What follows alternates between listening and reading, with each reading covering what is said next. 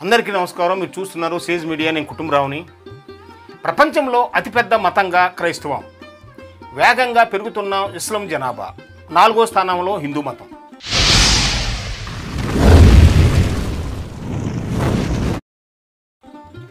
ప్రపంచవ్యాప్తంగా ఉన్న మతాల గురించి తాజాగా వెలువరించిన అధ్యయనం సంచలన విషయాలను వెల్లడించింది. ప్రపంచంలోనే అతిపెద్ద మతంగా క్రైస్తవం నిలిచిందని పేర్కొంది. అదే సమయంలో ఇస్లాం మతం అతివేగంగా విస్తరిస్తుందని తెలిపింది. ఇక హిందూ మతం స్థిరంగా 4వ స్థానంలో కొనసాగుతుందని వివరించింది.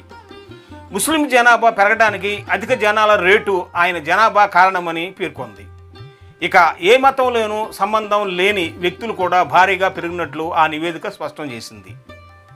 ప్రపంచవ్యాప్తంగా ఉన్న మతాల గురించి న్యూ రీసెర్చ్ సెంటర్ నిర్వహించిన అధ్యయనం తాజాగా విడుదల చేసింది. ఇందులో కీలక విషయాలను వెల్లడించింది. ఇస్లాం మతం అత్యంత వేగంగా విస్తరిస్తుందని తెలిపింది. 2010-20 మధ్య 10 ఏళ్ల కాలంలో ప్రపంచంలో ముస్లిం జనాభా ఏకంగా 34.7 కోట్లు పెరిగి 200 కోట్లకు చేరుకున్నట్లు గణాంకాలు వెల్లడిస్తున్నాయి.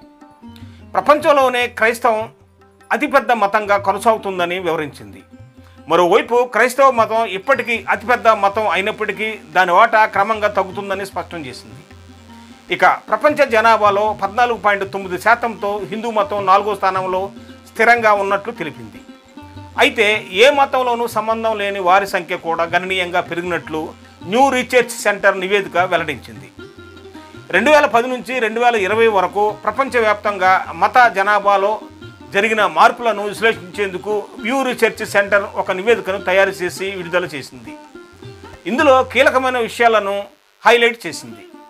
వేగంగా పెరుగుతున్న ఇస్లాం జనాభా. ఈ న్యూ రీసెర్చ్ సెంటర్ నివేదిక ప్రకారం ముస్లిం జనాభా 2010 నుంచి 2020 వరకు ఏకంగా 347 మిలియన్లు అంటే 34.7 కోట్లు పెరిగి మొత్తం ప్రపంచవ్యాప్తంగా 200 కోట్లకు చేరినట్లు వెల్లడించింది. ఈ పెరుగుదల అనేది ప్రపంచంలో ఇతర మతాలు అన్నిటిని కలిపి చూసినా ఎక్కువగా వృద్ధి చెందినట్లు తెలిపింది. ముస్లిం జనాభా ఏ స్థాయిలో పెరిగేందుకు ప్రధాన కారణం అధిక జనన రేటుతో పాటు యువ జనాభా అని తేల్చింది. అయితే ఇతర మతాల నుంచి ఇస్లాంలోకి మత మార్పిడులు మాత్రం ఈ పెరుగుదలకు పెద్దగా దోహదపడలేదని ఆ నివేదిక వెల్లడించింది. ప్రస్తుతం ఉన్న అంచనాల ప్రకారం 2060 నాటికి ఇస్లాం మతం క్రైస్తవ మతాన్ని దాటేసే అవకాశాలు ఉన్నాయని అంచనా వేసింది. స్థిరమైన వృద్ధిని కనబరుస్తున్న హిందూ మతం, ఇక అన్ని మతాల్లోకెల్లా హిందూ మతం జనాభా స్థిరంగా అభివృద్ధి చెందుతుందని న్యూ రీసెర్చ్ సెంటర్ రిపోర్టు వెల్లడించింది. ప్రపంచ జనాభా వృద్ధి రేటుతో దాదాపు సమానంగా హిందూ జనాభా పెరిగినట్లు తెలిపింది. 2010 నుంచి 2020 వరకు 10 ఏళ్లలో హిందూ జనాభా 127 మిలియన్ల అంటే 12.6 కోట్లు పెరిగి మొత్తంగా 120 కోట్లకు చేరుకున్నట్లు వివరించింది.